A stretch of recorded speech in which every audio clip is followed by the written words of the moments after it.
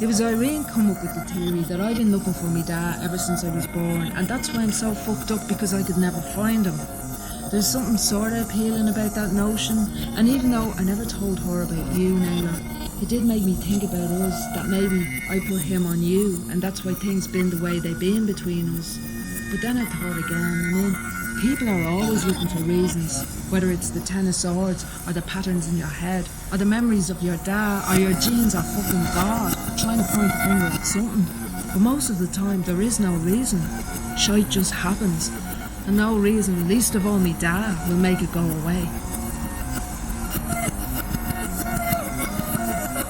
Love, like all blues, I suppose, it always comes unstuck. After Dad left us that night, me ma made a New Year's resolution. It was only September, but for her it was the start of a new year. I've had enough of that man, she says. From this day on, I'm giving him back his name. He can stick it up his arm with all that other shite he does. I don't care. I'm not seeing him again. I'm not talking to him.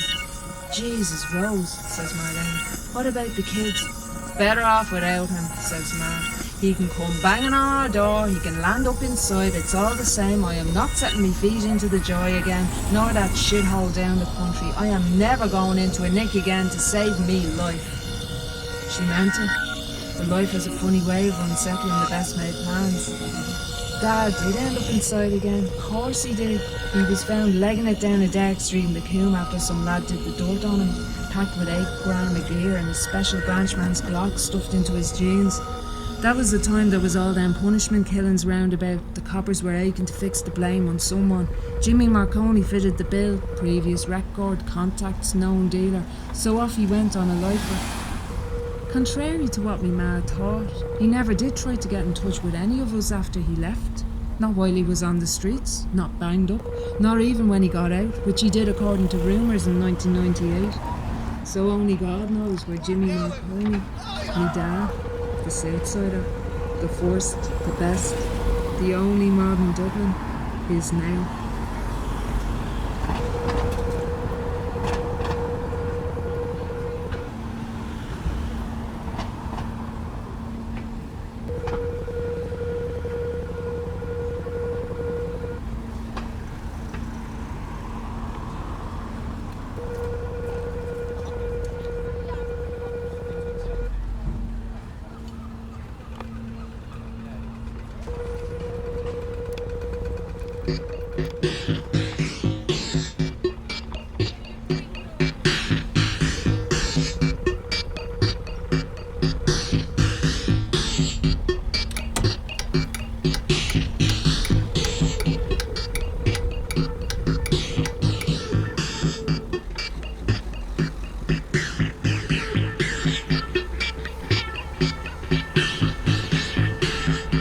Lucy Dolan, pushing 30 and looking 40 with 4 kids, 2 of them nearly grown, thinking of the likes of pretty Cindy Devlin, with her legs long and lovely as a piece of music, as competition.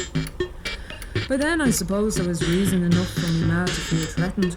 Her men friends, the ones that had come back to her after Dad left, began tailing off soon as she started telling the fortunes. Granny said it was because they were scared of Ma, the way she was all done up like a hippie, and her bangles and scarves. Ma wouldn't have paid me any heed, but then John Paul started getting at her too. Ah, Ma, can you not do something more normal?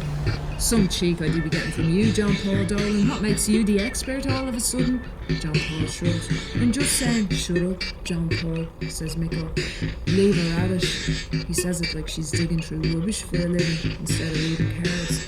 Miko, you better watch your mouth, starts Ma, childish the way she never used to be with him. But then you interrupt, right on time. I think you look great, Mrs. Dolan, and the real thing. And Ma blows for me, looking beautiful again.